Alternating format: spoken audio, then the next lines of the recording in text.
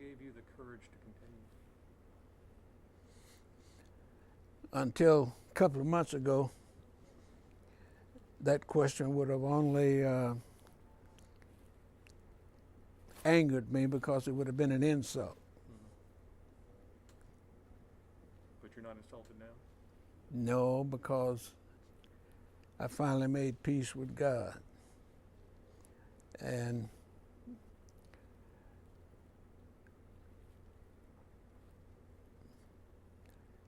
he told me that every human being has good in him, and my job is to get it out of him. When you start defining heroes, you have to give credit for determination, courage, and the ability to focus, do things that the average human being would not do. James Meredith gave Mississippi back its soul. Meredith could be the most courageous figure that has ever emerged in this state. It's stunning, the courage that he had to do that. What James Meredith did was really unfathomable to many of us, that he would stand up as he did in the face of certain death threats, and in the face of all sorts of harassment and indignities that were heaped on him. He was a man of great, obviously, of great determination, of great dedication, and of great courage to go as far as he did in finally being admitted as a student at Ole Miss. Incredible courage. It helped that he was 29, so he's mature. He had been in the Air Force. He's a very determined guy, as anybody who's ever dealt with him.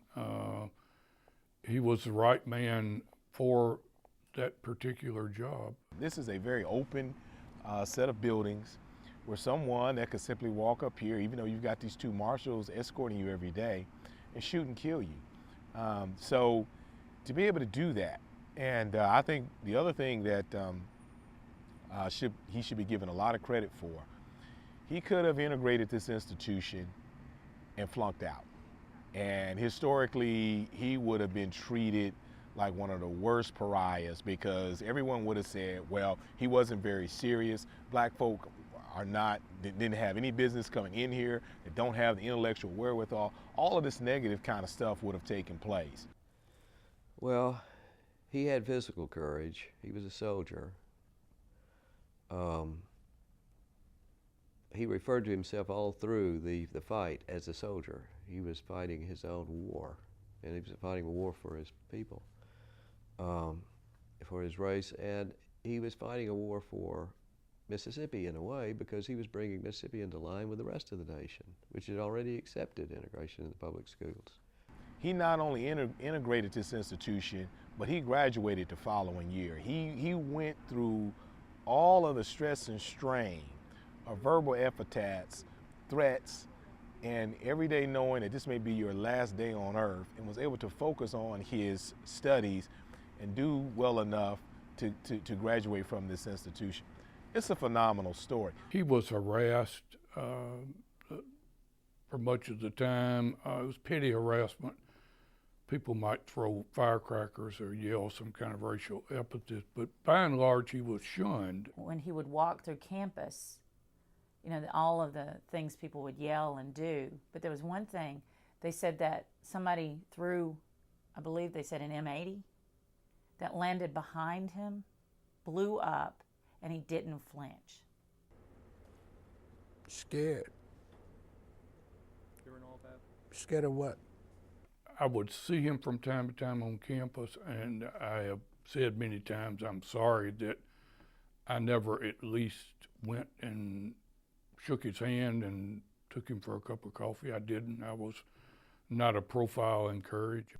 He was such a pariah as far as most of the students at Ole Miss were concerned.